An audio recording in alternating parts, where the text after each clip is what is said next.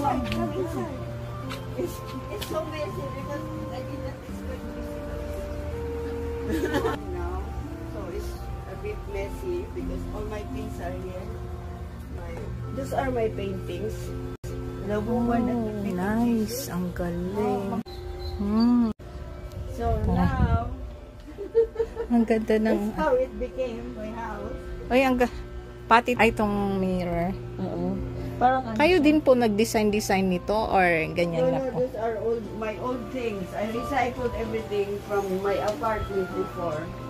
So this one, it's this one, window. It's a window painting. Ah. Ay, oh. So I put a view behind the window. Oh my God.